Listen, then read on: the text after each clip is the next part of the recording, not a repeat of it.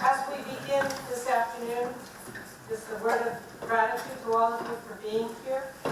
And we begin with a prayer as we begin so many of our special events on campus.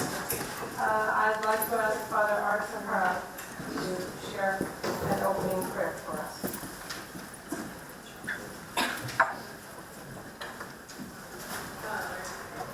We're gathered in the name of the Father, the Son, and the Holy Spirit. Amen. Thank you, loving God, for having inspired St. Augustine in the city of God to state God is always trying to give good things to us, but our hands are too full to receive them. We come to you this afternoon with open hands. We ask you to send your Spirit to open our minds, open our hearts, to truly hear your voice in the cry of the poor, as you guide us with the wisdom which you share with us through Father Hollenbeck. We acknowledge your greatness as we give thanks for the outstanding mission which Father Hollenbeck works among us, to raise our minds and hearts to you, while directing us to look and find you in one another, excluding none, to join together with all in seeking out the common good. As Augustine reminds us in the city of God again, the bodies of irrational animals are bent toward the ground, whereas we were made to walk erect with our eyes on heaven, as though to remind us to keep our thoughts on things above. And so this evening, while Father helps us to contemplate humanity in crisis and explore the rights of people displaced by tragedy of war and conflict, come to our aid. Help us to lift our eyes in hope and raise the eyes of others to share the fruit of your passion, which is truly living compassion among all created beings, the new life you have promised us. Thank you most of all, loving Father, for the joy of being able to quote Augustine in the presence of a Jesuit.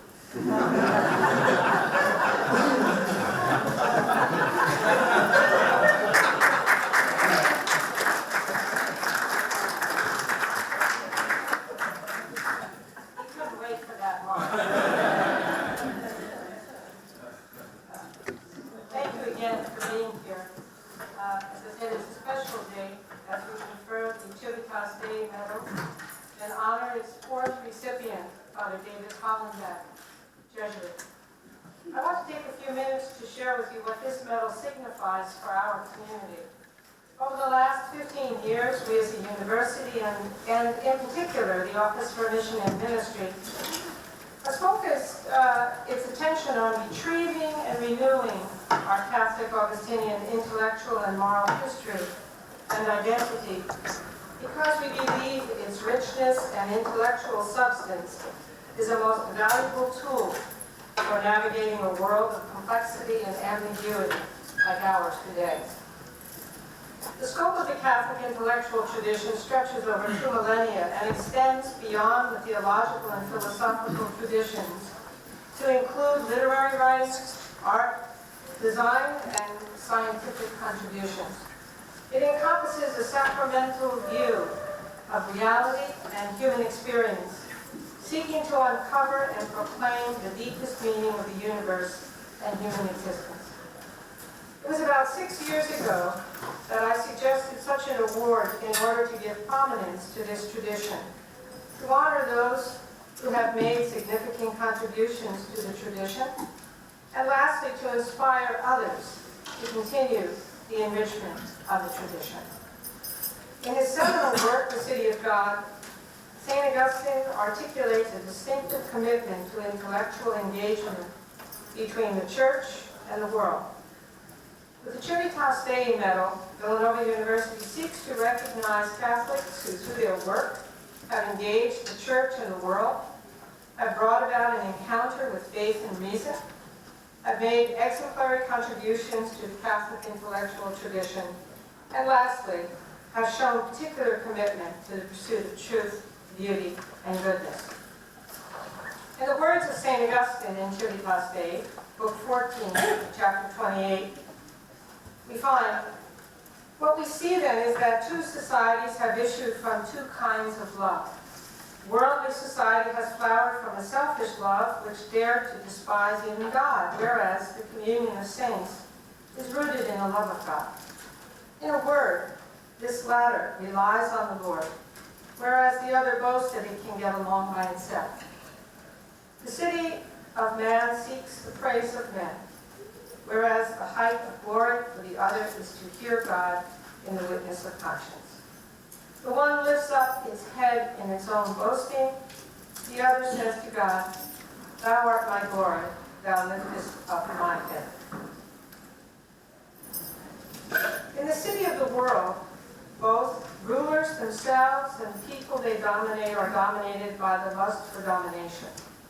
Whereas in the city of God, all citizens serve one another in charity, whether they serve by the responsibilities of office or by the duties of obedience. The one city loves its leaders as symbols of its own strength. The other says to its God, "I love thee, O Lord, my strength." In the city of God, there is no merely human wisdom. There is a piety which worships the true God as he should be worshipped, and has as its goal that reward of all holiness, whether in the society of saints on earth or in that of angels in heaven, which is that God may be all in all. The end of that quote. In the words of St. Augustine that I just stated, we see that the relevance of his wisdom and direction to us in our world today. The Civitas Dei medal retrieves St. Augustine's quest to renew the city of earth with a vision and faith in what this world can become. I am grateful to all the members of the Mission and Ministry Committee who worked on this project, including Dr. Bernard Prusak of the Theology and Religious Studies Department, for suggesting the title of the medal to reflect our Augustinian tradition, and to Dr. Christopher Janassi, who handled the design and crafting of the medal. The symbol that is on the medal was found in a corner of a stained glass window of St. Augustine in our main church on campus. Lastly, I'd like to introduce two speakers who will share their views briefly on why Father Hollenbeck is such a worthy candidate for this award. These two faculty members at Villanova are also former students of this. In fact, we have several students of Father Hollenbeck here. Maybe after we will have a picture with all of you all together. They will provide a personal introduction to Father Hollenbeck and his contributions to the Catholic intellectual tradition. First, we have Dr. Dr. Gerald Beyer, who will go first. He's an associate professor in the Department of Theology and Religious Studies. And then Dr. Catherine Gaddick-Soltis is the director of the Center for Peace and Justice Education and a faculty member in the Department of Theology and Religious Studies. So, Dr. Beyer, you're on. Thank you.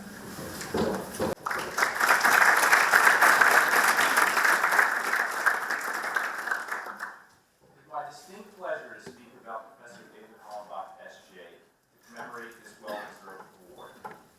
My remarks will strike a personal chord, as David was my dissertation director and mentor at Boston College. Adequately describing his importance to the field of Christian ethics and his contribution to the church and the world would take me far longer than I have allotted here. The brevity of my remarks in no way reflects the depth of my respect and gratitude for David's work and mentorship over the many years of his remarkable career. Today I can only touch on a few of the salient ideas that particularly influenced me from his voluminous writings. My own work is deeply indebted to his thinking, so much so that I probably cited Father Hollenbach more than anybody else in my writings, with the possible exception of the social encyclicals of St. John Paul II, which I suppose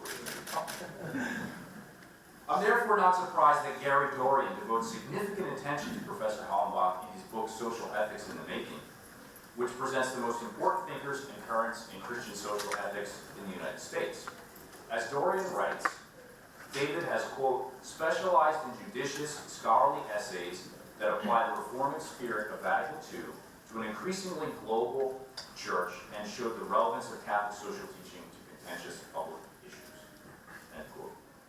While I was contemplating doctoral studies in theological ethics, I reached out to my friend and former college professor, Otto Hens, S.J. I asked him what he knew about David Hollenbach and whether or not Boston College would be a good fit for me. Father Hens's response was terse but apt. David is a real ace. You can't go wrong with him. By then I had already surmised that David was the kind of Christian scholar that I wanted to emulate. In one of my first master's courses in theology, we read the United States Conference of Catholic Bishops' landmark pastoral, Economic Justice for All, which David helped draft. I was at once moved and deeply impressed by this document. Upon reading it, I realized for the first time that the Catholic Church, my family's church, truly cared about the problems of real people wrought by systems of justice and oppression. I applauded the document's passion and intellectual rigor in analyzing the successes and failures of the American economy to promote the dignity and rights of all. At that very point, I decided to specialize in Christian social ethics and deepen my knowledge of Catholic social teaching. My professor at the time, Dr. Thomas Ogletree, a Methodist ethicist, expressed his deep admiration for David and informed me that David played a key role in drafting Economic Justice for All. Those familiar with David's massive body of work on human rights, solidarity, the common good, and civil society will recognize his imprint on the following words from the Bishop's Pastoral. Justice, and I quote, also has implications for the way the larger social, economic, and political institutions of society are organized. Social justice implies that persons have an obligation to be active and productive participants in the life of society, and that society has a duty to enable them to participate in this way. End quote. Now, I can't tell you how many times I've referred to this statement in my writing and teaching, and I'm certain countless others would say the same. In my opinion, it's the most incisive formulation of social justice I've ever encountered. Reading Economic Justice for All, along with David's other writings on human rights and economic ethics, prompted me to want to study with him at Boston College. So much so that I actually turned down a fellowship at a little institution in South Bend, Indiana. Such was the draw in your work. David's way of addressing many problems of the modern world by mining the rich Catholic intellectual tradition and developing it impressed me tremendously. His essay on the personalist communitarian understanding of human rights in the Catholic tradition particularly resonated with me, as it cogently articulated how human rights and a commitment to solidarity with others can and must go hand in hand. In David's words, quote, Catholic teaching on human rights today presupposes a reconstruction of the classical liberal understanding of what these rights are. The pivot on which this reconstruction turns is a traditional natural law conviction that the human person is an essentially social being. End quote. In my judgment, no one has more persuasively synthesized Catholic social teaching and the modern human rights tradition than David Hollenbach. Professor Hollenbach's synthesis avoids the individualistic bias in much of modern rights talk, provides a stable foundation for human rights in the postmodern context, and acknowledges that we live in a pluralistic world. As Gary Dorian puts it, quote, in one sense, his attempt to rehabilitate moral universalism was decidedly untimely, sailing against the postmodern impulses of his generation. In another sense, his timing was perfect, staking out ethical terms on which different religions and cultures under postmodern circumstances could agree on the good and stand for it. End quote. David's defense of economic rights has also been a crucial contribution to Catholic social teaching, and one that I've tried to build upon in my own writing and advocacy. In my judgment, promoting economic rights is one of the most important intellectual tools in the struggle for a more humane way of life for the world's poor and marginalized. Debunking the charge that the idea of economic rights is an ill-fated vestige of socialism, David has compellingly argued that, quote, minimum economic resources are due people by right and not just simply as a desirable part of the full common good. This is the case because persons can be just as effectively excluded or left out of the community by long-term unemployment or homelessness, as by the denial of the right to vote or free speech. End quote. Perhaps more than anyone else, David has trenchantly explicated the development of Catholic teaching on human rights, stressing that historical contexts have revealed to us what is necessary for the protection of human dignity. In Hollenbach's words, the process of the specification of the concrete conditions for the realization of dignity in action has been the continuing endeavor of the tradition since Leo XIII. It is this very process that has produced the Catholic human rights tradition. I could say much more about David's singular contributions to the Catholic intellectual social justice traditions. For example, I've said nothing about his book, The Common Good in Christian Ethics, which has been hailed as the best work in American Catholic public philosophy in over 40 years. And that was from a review of the book by Todd Whitmore in American Magazine. A fuller appreciation would also describe his writings and advocacy of the rights of refugees, informed by the significant time he has spent in parts of Africa and Asia. His powerful essay, The Catholic University Under the Sign of the Cross, Christian Humanism in a Broken World, has served for me personally as a signpost in my current research on Catholic universities and their mission to fill out, to embody Catholic social teaching in their policies and practices. Let me close by saying a few words about David's generous and meticulous mentorship, for which I am personally deeply grateful. In addition to being an extraordinary scholar, David is an excellent and dedicated teacher. He uses his incredible intellectual acumen to help his students think deeply about the issues that they research and write about. I hope David will not mind that he actually asked me to submit my dissertation proposal 6 or 7 times. At a certain point, I stopped counting. But I'm actually very grateful for this. During the proposal stage and throughout the writing process, David painstakingly commented on my work, charitably but insistently asking me to be more precise and lucid. Although he freely admitted to me that he was not an expert on my dissertation topic, the socioeconomic transformations in Poland after 1989, he helped me to hone in on the key issues. I'm confident that my revised dissertation would never have been published as a book if it had not been for David's guidance. Many of David's doctoral students have extended his influence by producing fine scholarly works and by teaching at Catholic universities throughout the United States and around the world. This fact, I'm convinced, attests to David's kindness, diligence, and practice of what he has called intellectual solidarity, which he defines as a common pursuit of a shared vision of the good. I and all of us who care about the Catholic intellectual tradition are indebted to him for the myriad contributions he has made over the last several decades. Indeed, David Hollenbach is a real ace.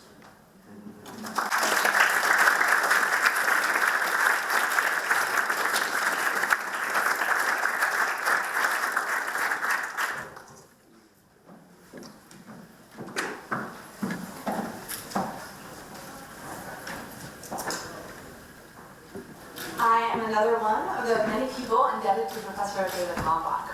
I had the good fortune of studying with him during my doctoral work in theological ethics at Boston College, and I too have been profoundly shaped by his scholarship and his example as a teacher. In my remarks here, I wish to highlight these two roles, as scholar and teacher. For the former, I will focus on Professor Hollenbach's contemporary articulation and retrieval of the concept of the common good. Here, he has reinvigorated a central notion of the Catholic intellectual tradition for the 21st century, wide-ranging tools of theology, philosophy, political theory, sociology, and economics. In 2002, Professor Hollenbach published his book, The Common Good in Christian Ethics. It was hailed out of the gate, as you just heard, as one of the best works in American Catholic public philosophy in over 40 years, and I'll give the end quote, likely to remain the best for many years to come. While working in the mid-'80s with the U.S. Catholic bishops on the drafting of Economic Justice for All, Professor Hollenbach became convinced, in his words, quote, a central concept being advanced by the bishop's letter, the common good, was nearly incomprehensible to most of the people the bishop sought to address. And so he set about the work of revitalizing the notion so it could speak to both Christian believers and to citizens at large. Drawing on resources in Aristotle, Augustine, and Aquinas, he revealed the common good as a distinctive Catholic contribution to public policy and discourse. I can hardly capture all the nuances, but I would like to highlight 4 important and influential insights in his work. First, our response to pluralism and tolerance. Professor Hollenbach observes how the fact of pluralism has left us with deep skepticism that we can articulate and pursue a common good. As a result, we embrace tolerance, a commitment to respectful non-interference in the lives of others. Yet, Hollenbach argues that tolerance is not sufficient to address many of the modern dilemmas that we face. In particular, the poverty and inequality of minorities in American cities, and concerns like environmental degradation arising from the growing interdependence of a globalized world. Tolerance and non-judgmentalism are not enough. The poor and marginalized do not become better off by leaving them alone in peaceful coexistence. There must be genuine public dialogue about our collective well-being. Thus, he argues, to articulate the common good is not only possible, but necessary. Second, the virtue of intellectual solidarity. Hollenbach develops this concept to suggest that the common good must be discerned with wide participation. The virtue of intellectual solidarity is this disposition to engage persons across differences. It does not assert that all views are equally true, but instead that the pursuit of truth necessitates broad public deliberation about the good human life. Third, he draws out the full implications of our social nature. Hollenbach makes social relationships central to our understanding of the common good. The common good should not be reduced to a list of basic material things. It relies on a network of human interaction. Freedom and individual agency are only possible within a community. As a result, democratic pluralism can only succeed in the context of communal solidarity. Fourth, and drawing on an Augustinian vision, he defends and demands that churches be active members in public life. Pluralism exists, but religion can and should contribute positively to public conversation. Hollenbach argues that the distinction between the earthly city and the city of God should spur Christian involvement in the public sphere. Christians have a responsibility to enhance life in community. And while it is an approximation, it is also a partial realization of the city of God. The common good is an increasingly central and ever more lucid foundation of Catholic social thought in its contemporary applications, and this is due in no small part to Professor Hollenbach's masterful retrieval and articulation. And we need this language more than ever. The common good shapes the Catholic imagination to look for the positive duty to participate, contribute, and act in solidarity. It helps dispel the myth that our faith is consumed with what we are against. And it suggests that fundamentally living out one's faith takes place as an active member of society, attentive to the needs of all, especially the most vulnerable. In my own scholarship, particularly in examination of our criminal justice system and mass incarceration, I appeal to the common good as a basis for how we ought to relate to those charged with crime and how we ought to pursue justice.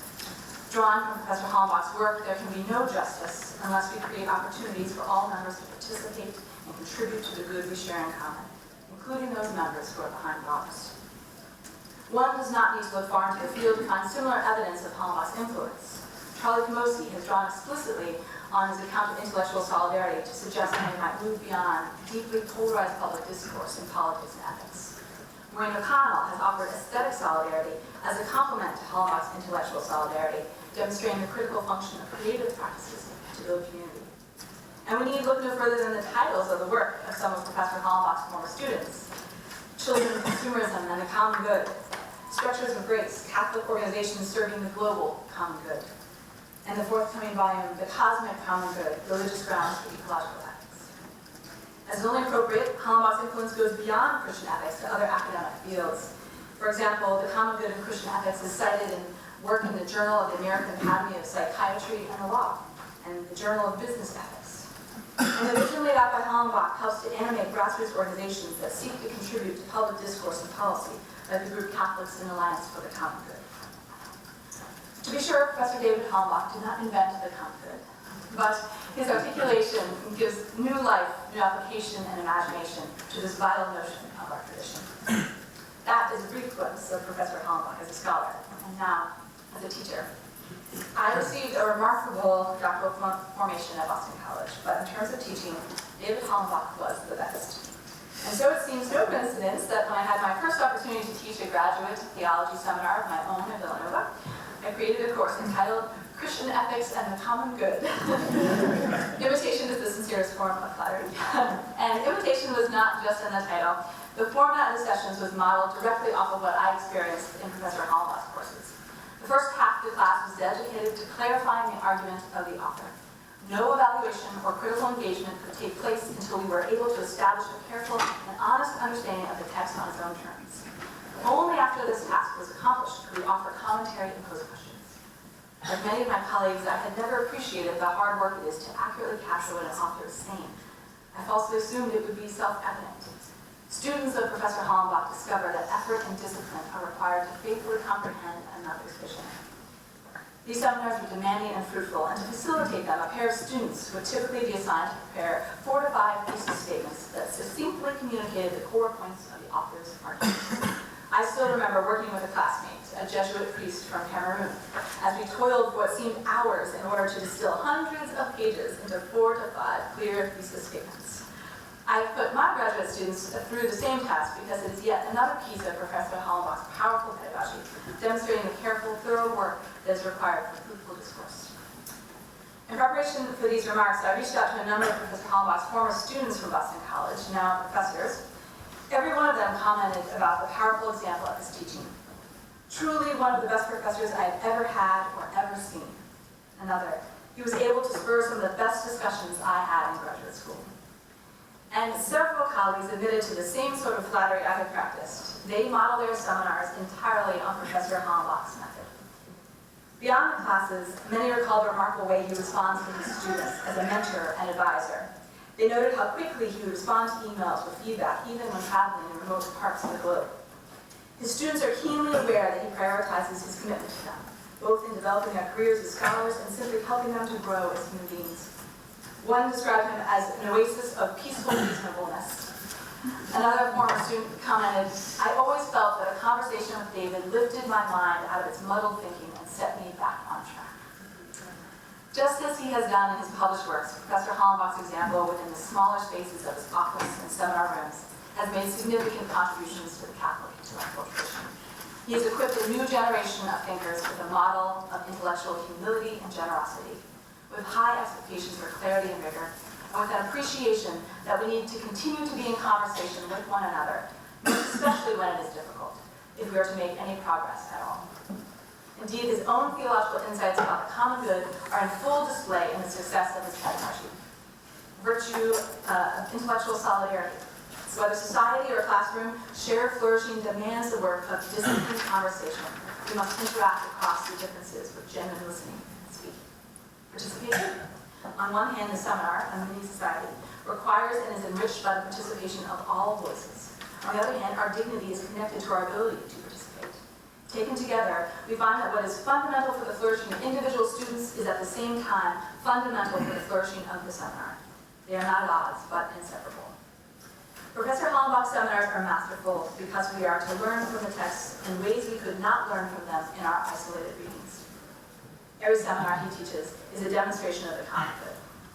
There are goods we can only access when they are shared in common, through relationships, through attentive deliberation.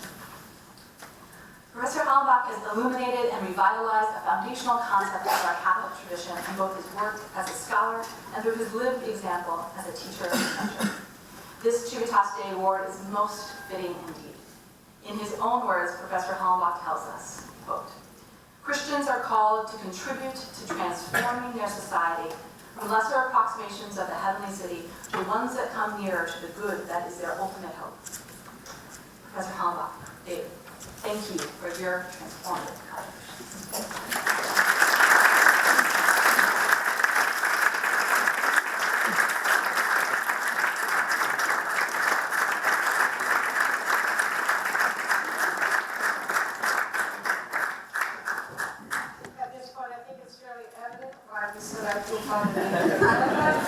For the Civitas Dei award. So, here we'll proceed to give the award.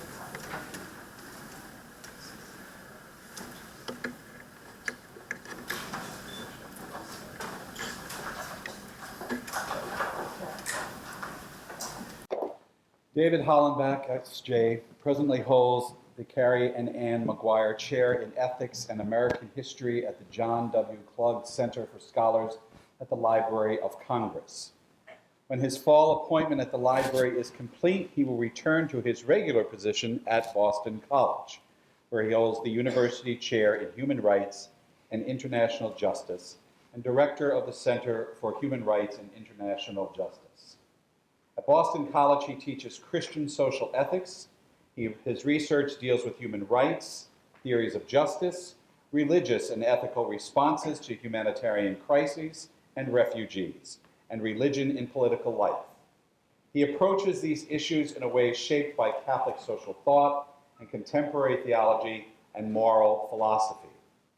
He received a BS from St. Joseph University, an MA in philosophy, and a PhL from St. Louis University, and an MDiv from Woodstock College, and a PhD in religious ethics from Yale University in 1975.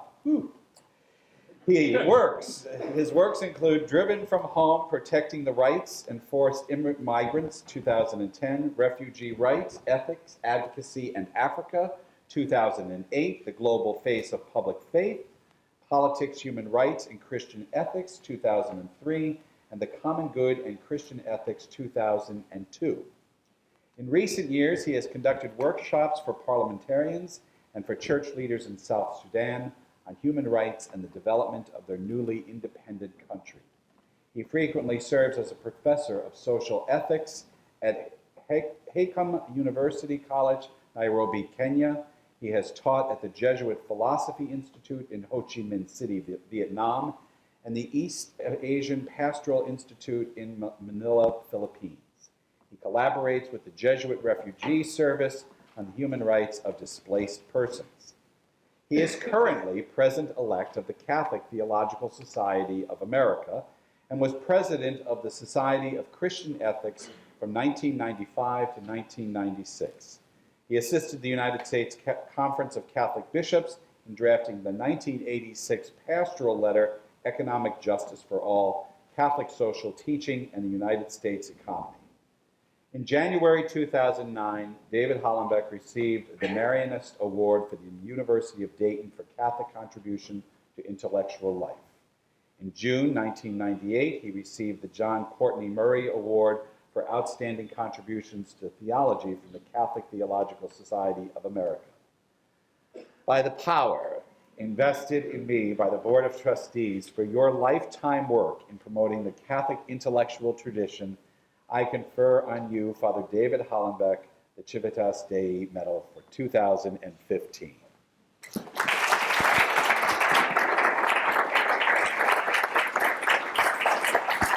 Congratulations. Thank you so much. I'm very grateful. Very grateful. Very grateful. Thank you. Thank you very much, Father. You want me to speak now? Thank you. Thank you.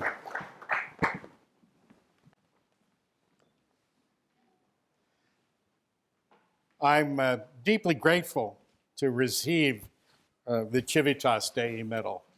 It's a true honor, and I want to thank in particular Father Peter Donahue of the Order of St. Augustine for conferring this medal upon me. I'd like to thank also your Vice President for Mission and Ministry, Dr. Barbara Wall, for her role in bringing about this honor. I'd like to thank in particular my two former students for the remarks that they made, which I felt very humbled in hearing your words, and want to thank you for them very much. I'm deeply touched to receive this medal because of the honor that it is from Villanova University. But also being here at Villanova is a bit like coming home for me. I grew up right across the street from the campus over on the western side, the home in which my brothers and sister who are here and I grew up right on Spring Mill Road at the western edge of the city, of the campus rather. I attended Malvern Prep, the Augustinian school, where several Augustinian friars had a formative influence on my own life. And as a theologian, it is particularly an honor and humbling to receive a medal named after the work that is probably the greatest work by the greatest Western Christian theologian ever, Civitas Dei by St. Augustine. Two extraordinary names to be associated with and to receive a medal based upon. So I'm very grateful to Villanova for this honor. I've been asked to make a few comments this evening about the work I'm currently doing. And so I'm going to try to sketch briefly, half an hour at the most, maybe 20 minutes, a kind of ethical and religious perspective on how we ought to respond to the massive movement of migrants in our time, particularly those who have been driven from their homes as refugees. Events in Paris 5 days ago have unfortunately made this topic more relevant than I would like it to be, given the reality of the human suffering that it has happened both in Paris and among those from Syria who are facing serious crises there. Migration, of course, has been occurring throughout human history, especially since the very earliest humans left Eastern Africa to migrate to Arabia and to the rest of the world approximately 60,000 years ago. People have long been on the move, seeking to escape war, to flee oppression and famine, to flee other threats to their well-being, or to find ways of advancing their own lives and well-being. In recent decades, however, migration has been increasing in dramatic ways. In 2013, the number of international migrants worldwide reached 232 million people, 232 million migrants in 2013, up from 154 million in 1990 and from 76 million in 1960. So there has been a dramatic increase in the amount of movement of migrants across the world. Many of these people today are fleeing from war and conflict in places such as Syria, South Sudan, where I have had the privilege of spending some time, the Central African Republic, Afghanistan, and a number of other places. In 2015, this year, the United Nations High Commissioner for Refugees reported that the number of people displaced by war, intrastate strife, and human rights violations had reached 59.5 million people just this year, 8.3 million more than just a year earlier, a dramatic increase of 8 million in 1 year. This is the highest number of displaced persons ever recorded. There was also an extraordinary number of deaths in our world from war, conflict, and other disasters. The eastern part of the Democratic Republic of Congo, that I have also had the privilege of briefly visiting, in that region, from 2005 to 2015, over 5 million persons died due to conflict, chiefly from the disease and malnutrition brought about by the civil war in that country. Thus, the protection of people from severe threats to their humanity remains a distant goal in our time. Now, a refugee is a specific kind of migrant. The United Nations 1951 Refugee Convention defines a refugee as a person who, owing to well-founded fear of being persecuted for reasons of race, religion, nationality, or membership in a particular social group or political opinion, persecuted for those reasons, has had to move outside of his or her country. Refugees, therefore, are not all migrants. They're those fleeing persecution across a national border. Many of these refugees have little or no choice about their movement. The persecution they face means that their most basic rights, including frequently their right to life, is on the line. The phrase forced migrants has recently been coined to take into account the fact that persecution is not the only coercive pressure that drives people from their homes. People facing extreme poverty may also have a real moral claim for admission to another country that can be as urgent as that of a refugee for asylum. And people who have been forced from home but who remain internal to their own country, so-called internally displaced people, are not official refugees themselves. What can we say about our responsibilities in the face of the suffering of all of these forced migrants in our world? As the number of displaced seeking asylum from grave threats has risen, some secular political philosophers, such as Joseph Cairns, and some refugee scholars, like Philip Marfleet at Oxford, have argued that the time may have come to consider making borders more fully open to migration and to granting asylum to all who are fleeing persecution, conflict, or disaster. In a similar spirit, several years ago, the US philosopher Martha Nussbaum argued that the cosmopolitan community of all human beings has primacy over the narrower communities defined in terms of nationality, ethnicity, or religion. And she concluded by saying that nationality is a morally irrelevant characteristic of personhood in the face of the pressures of migration and refugees seeking asylum today.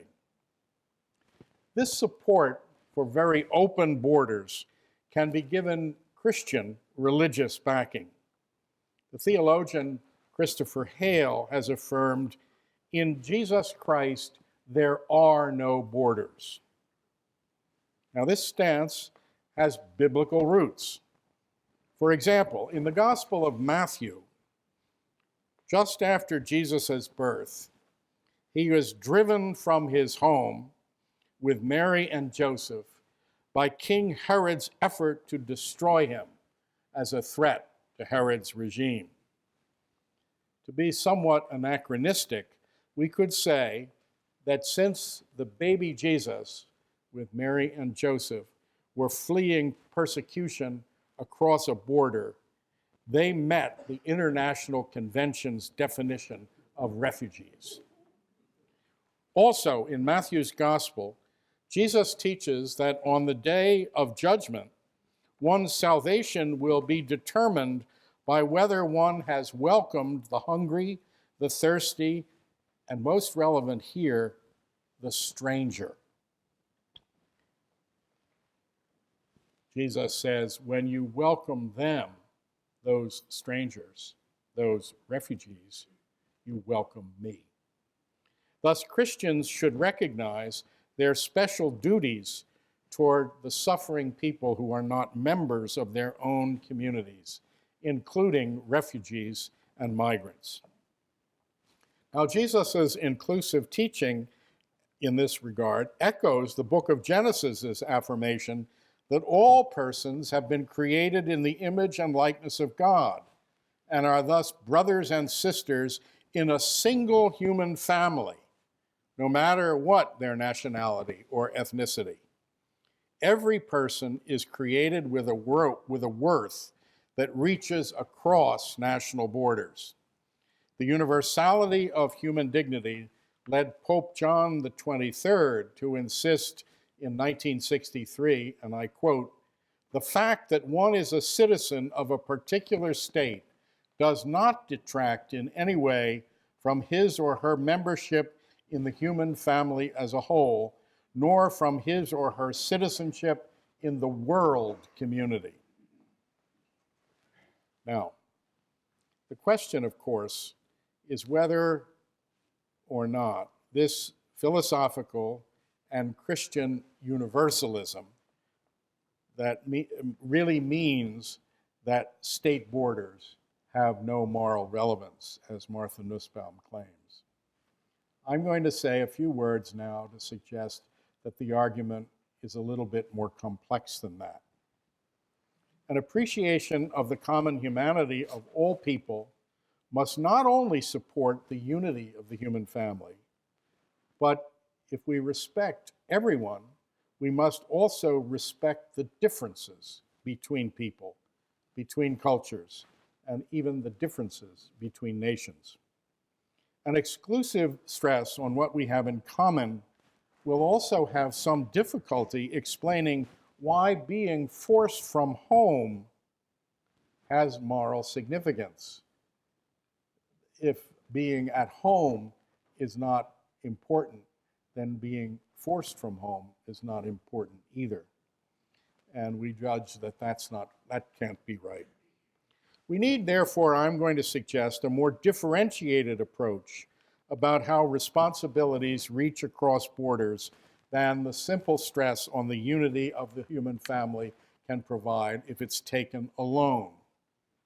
And indeed, Martha Nussbaum, in her recent writings, now draws upon Grotius and Kant to argue that people exercise their freedom and express their dignity when they join together to shape the institutions of their own nation-state.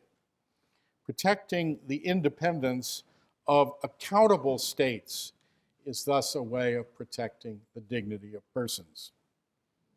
In a similar way, though Christianity surely requires universal respect for all persons, it also requires respect for their distinctive identities. Both St. Augustine and St. Thomas Aquinas affirm a Christian duty to love all persons as our neighbors.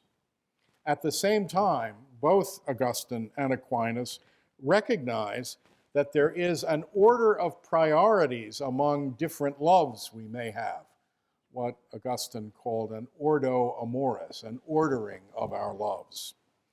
Those with whom we have special relationships, such as our families or our fellow citizens, deserve distinctive forms of treatment as an expression of our love for them. Christian love, therefore, requires both universal respect for all and distinctive respect and concern for those with whom we have special relationships. Christian ethics, therefore, affirms that one has special duties not only to one's own family members, but also to one's co-citizens.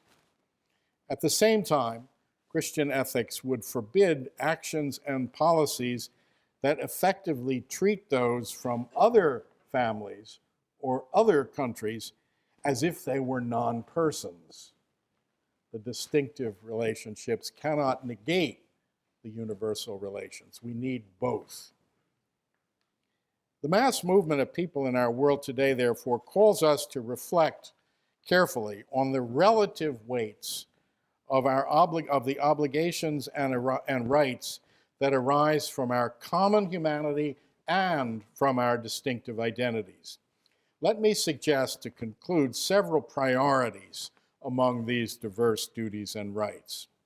I think we should begin by reaffirming the 1951 International Refugees Convention's affirmation that refugees fleeing persecution should have a very high priority claim on our care and concern, high enough to say that genuine refugees have a right to asylum in another country when they are facing death in the face of persecution. Refugees are people who have virtually no alternative except flight from home. All you have to do is look at what's happening to the people in Syria today to see how they are fleeing really, really grave situations. Indeed, their lives are on the line. Thus, in all cases where a country has the resources to admit refugees without severely jeopardizing the life and well-being of its own citizens, it ought to do so. Indeed, I think it has an obligation to do so, granting asylum to refugees seeking asylum across its borders. In addition, we should insist, with the Refugee Convention of 1951, that refugees have a right not to be subject to forcible return to regions where they face grave persecution. The word that the diplomats like to use for return is refoulement in French.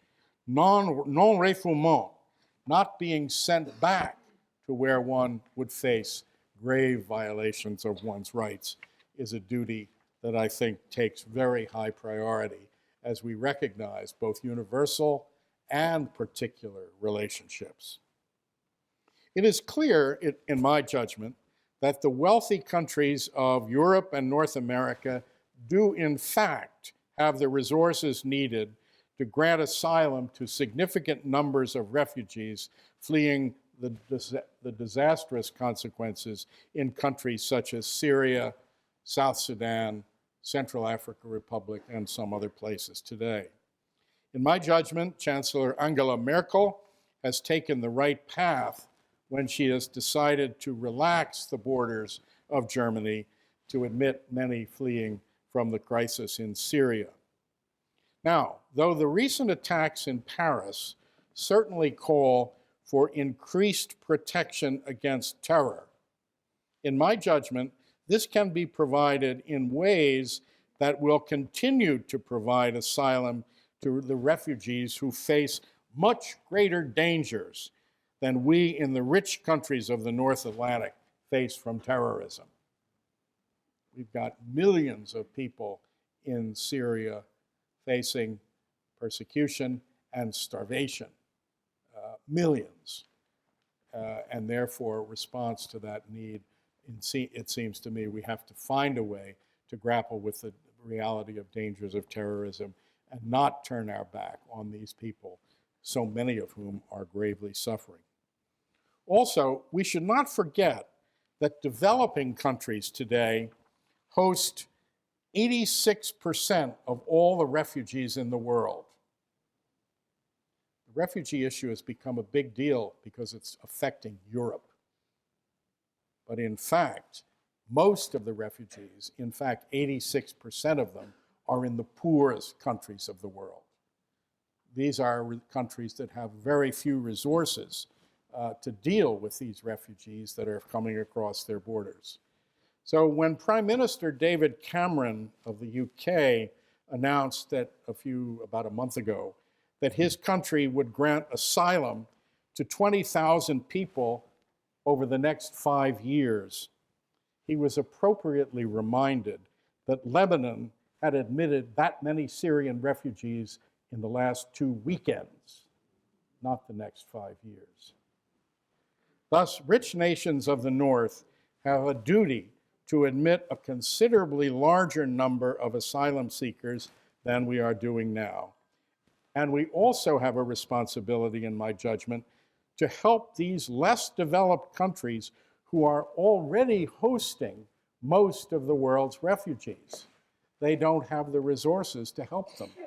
Therefore, many of these refugees are still in dire straits, lacking adequate food, adequate health care, and in most cases, lacking education for the children who are among the refugees.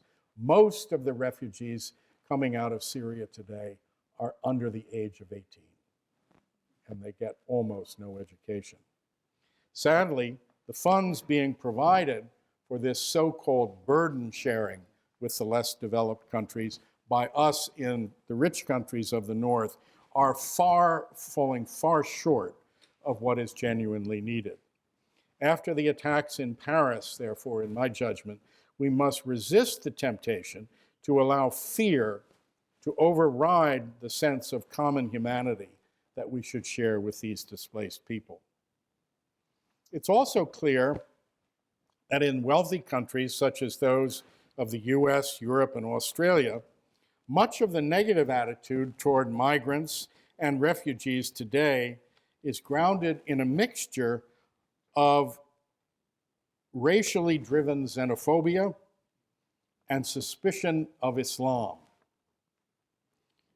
Dislike of the needy stranger, especially when motivated by racial or religious stereotypes, is clearly contrary to the core principles of Christianity and to the secular norms of human rights as well. The asylum needed by refugees should be a top priority as we determine how to combine loyalty to our own community with those from other societies. Balancing these loyalties requires that we work to overcome exclusionary, xenophobic attitudes. A further priority arises from the special duties that a rich country that has contributed to the economic deprivation of a poor country can have toward migrants from the poor country, especially when they're fleeing the dangers of war that have resulted from the poverty that has been caused by colonial domination. For example, European powers benefited significantly economically from colonizing regions of Africa, the Middle East, and Asia, without contributing much to their actual development. And this lack of development, this poverty, is one of the causes of the conflicts that exist in those parts of the world. Therefore, one could argue that colonialism has played at least a part in creating the refugee crisis we face today. Thus, I would maintain that France and the UK have duties to the migrants coming from their former colonies that they may not have toward migrants coming toward their countries in general. Economic benefit through forms of exploitation also other than formal colonization can create similar duties. I'm thinking, for example, of the political and economic history of the role of the United States in countries like Guatemala and Haiti, where the U.S. has benefited notably economically from its presence there, but has not contributed to the advancement and development of those countries. When people flee poverty or persecution or conflict then in Guatemala or Haiti or elsewhere, it seems to me we have a particular duty toward those who are still suffering the effects of what our presence may have brought to them. When a country has a history of military involvement in the life of another country, it can also have special duties toward it. The United States recognized its special duty to receive refugees from Vietnam following the US-Vietnam War, which ended in 1975. That's why we have so many Vietnamese in the United States, especially in the west part, but in other parts of the United States. And that was a very good move on the part of the United States. However, though the United States military engagement in Iraq is certainly not the sole cause of the current displacement of many Iraqis, the U.S. intervention in Iraq was certainly the occasion that stimulated and allowed to occur some of the conflict that has caused such mass movement of Iraqis and indeed Syrians as well, because of our involvement militarily in that part of the world. This means, I think, that the U.S. and its allies in Iraq have particular duties to admit refugees seeking asylum and others fleeing economic deprivation caused by the war that has occurred in Iraq and flowed over into Syria. Indeed, just this morning, on the website of Foreign Policy magazine, Stephen Walt made a very interesting comment. Stephen Walt is a fairly conservative, realist, political, international politics thinker, saying that ISIS, the Islamic State, probably would not exist today if the United States had not invaded Iraq. So he was arguing that the consequences of what has unfolded in that part of the world is not something that we can just wipe our hands from.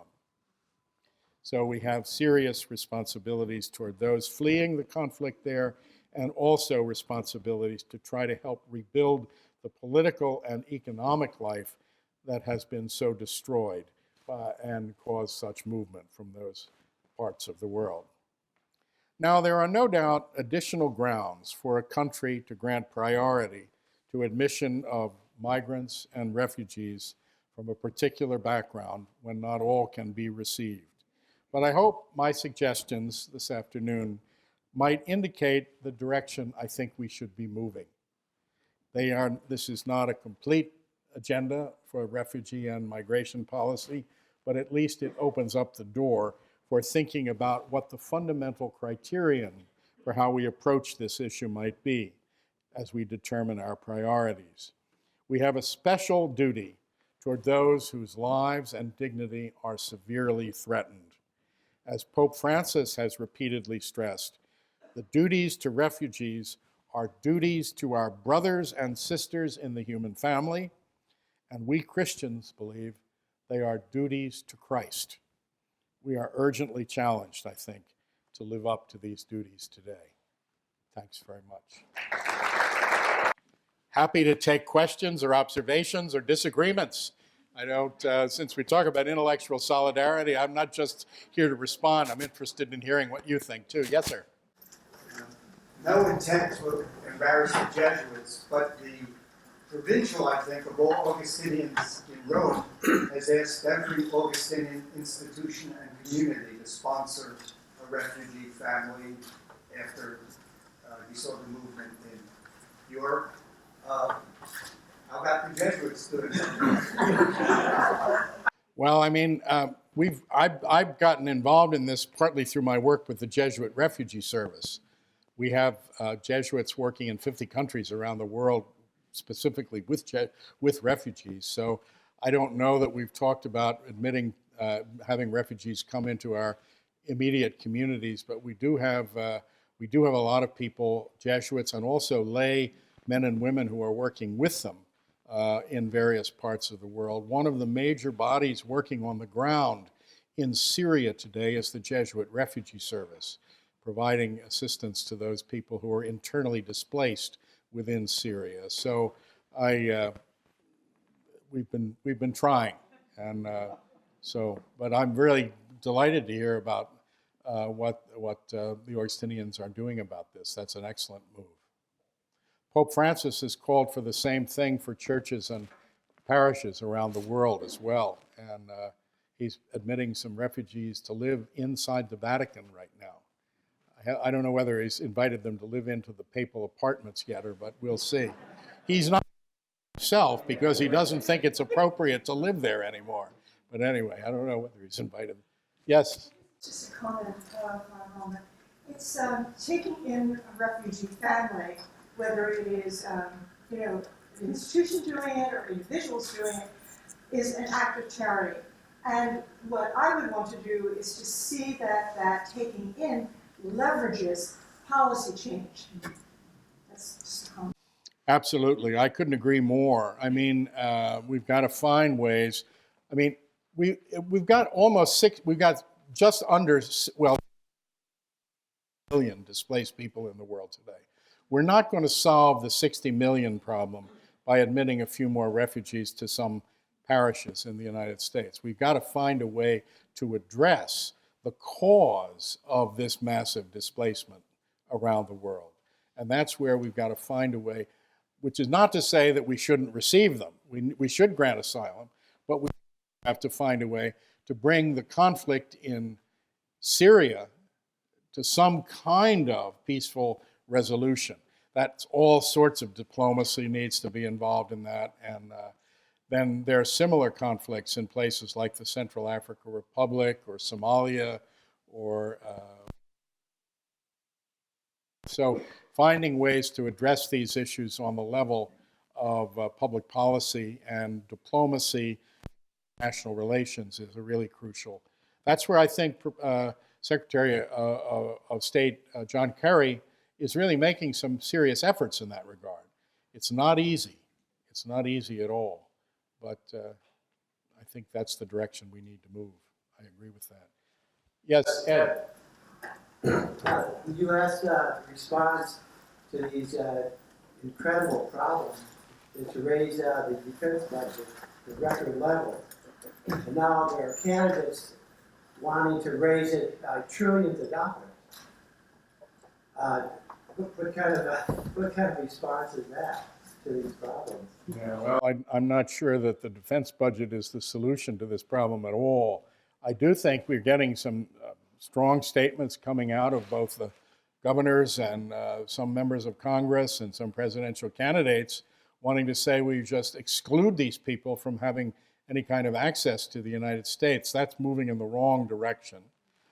I don't think a military intervention by the United States in Syria is the right way to move on this. I do think some kind of negotiated move with the Russians and with the Saudis and a number of other forces that are having a very important role to play in the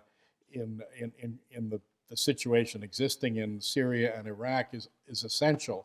That's not going to require more military budget. It's going to require more creative and imaginative diplomacy, it seems to me. So I don't think we're talking about the need for an increased military budget at all. There were some other... Yes, right here in the black... yes. Is that a Navy uniform? Army. Army, okay. How would you define, or how do you help define the idea of somebody who's legitimately concerned about their safety as a member of a group and therefore needs to be a refugee, as opposed to they're just in a war zone and nobody really wants to get shot? So they face special persecution and need to leave because no matter which side comes out on top, they're in trouble, versus you're just in harm's way. I mean, one seems to be a higher level of magnitude in who really needs help, as opposed to nobody wants to live in a neighborhood where people are shooting from house to house. So is there an Well, I mean, the High Commissioner for Refugees, the UNHCR, is the agency that's designated by the United Nations to sort of oversee the whole dynamic of resettlement and movement of refugees and so forth. Now, they talk about people who are fleeing direct persecution. That would be somebody who's being persecuted because they're from the wrong tribe, something like that, and is threat, versus those who are fleeing the grave consequences of conflict in general. And the UNHCR calls those people persons of concern to the High Commissioner for Refugees, and therefore grants them similar status to those of refugees. They don't fit the technical definition of refugee, because technically fleeing conflict is doesn't make you a refugee. You have to be fleeing persecution in order to be a refugee technically. But in fact, the way the concept of response to refugees has evolved, it has evolved to say we have a real responsibility to take. If somebody's life is on the line, whether they're being persecuted for being the wrong tribe or whether they're being shot at because they happen to be living on the wrong street, is probably not going to make too much difference to the people and his or her children. They're going to seek to flee one way or the other. And protecting people in those grave circumstances is partly what the effort under calling these people persons of concern to the refugee agency has tried to do. So I don't know, that's the direction in which we could go on that. Maybe one last question. Yes, over here, the woman in... I wonder if you could comment on the rise of non-governmental organizations that deal with refugee issues, and one might even include loosely the United Nations, certainly since the refugee crisis that ended, that came to the end of World War II, and how that response in a way has eclipsed diplomatic resolutions of the situations that cause refugee crises to emerge in the first place. Right. Certainly it's true that many of the agencies that are responding to the needs of refugees on the ground in camps and providing assistance to people on the ground are NGOs, non-governmental organizations, many of them faith-based. The two biggest in the United States are both faith-based. One is World Vision, which is an evangelically sponsored group, and the other is Catholic Relief Service.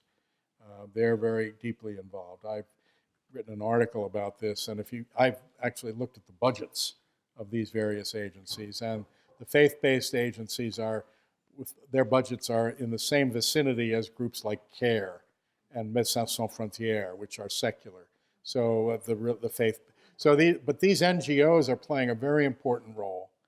One of the dangers is that the politicians will look down and see that there's humanitarian aid coming from NGOs and say that's all that we need, when in fact the real problem is political. Sadako Ogata, the former High Commissioner for Refugees, a woman from Japan, once said, there is no humanitarian solution to humanitarian crises. All solutions to humanitarian crises have to be political. And now you can aid those who are faced in these crises, and that's really important. If somebody's starving, having some food is really, it makes a big difference. But to solve the bigger problem requires political and diplomatic maneuvering, and that's something that we're not doing enough of right now. We're beginning to recognize we have to do it in Syria. But when you look at Central African Republic or Somalia or Eastern Congo, Democratic Republic, these are places that we have just sort of written off politically, and I think that's a very serious shortcoming. Okay, thank you.